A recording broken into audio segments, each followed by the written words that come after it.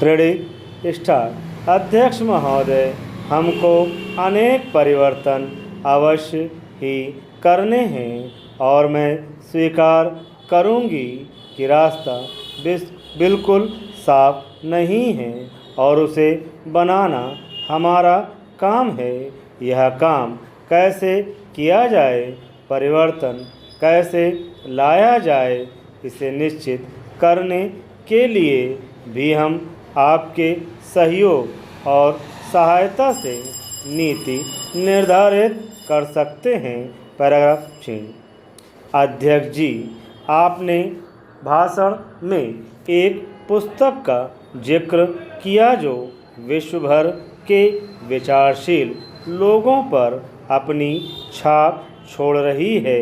यह पुस्तक है फ्यूचर शॉक, लेकिन दुनिया भर में अर्थ, स्वास्थ्य और समाज कल्याण के क्षेत्र में आज नए विचारों का उदय हो रहा है, क्योंकि लोगों को जो कुछ चाहिए उसके लिए पुराने तौर तरीके पर्याप्त नहीं सिद्ध हो रहे हैं।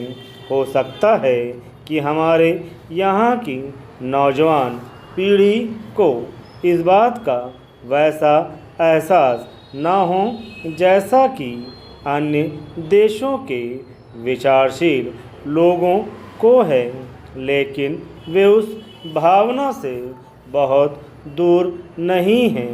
इसलिए यही मौका है कि हम साहस से काम लें और जीवन के सभी पक्षों के बारे में नए ढंग से सोचें तथा ऐसी राह निकालें जो हमें अपने लक्ष्य तक ले जाने वाली हो।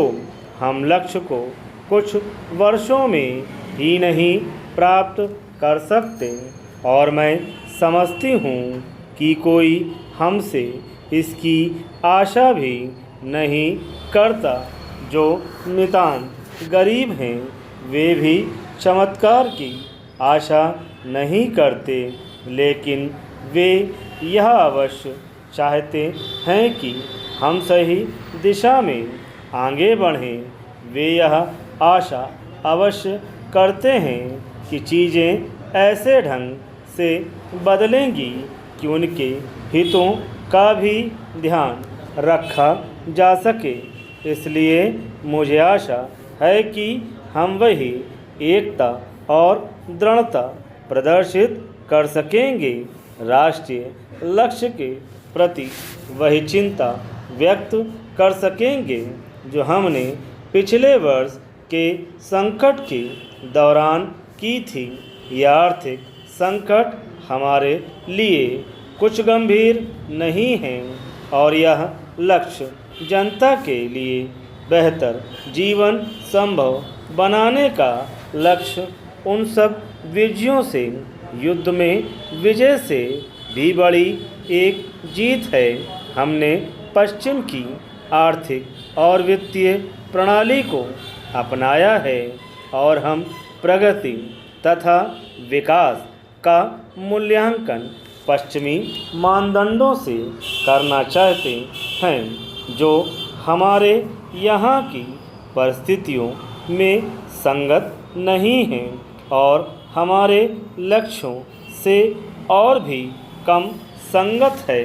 मैं लंबे समय से अनुभव करती रही हूँ कि वर्तमान आर्थिक सिद्धांत विकासशील देशों की समस्याओं को जटिल बनाते हैं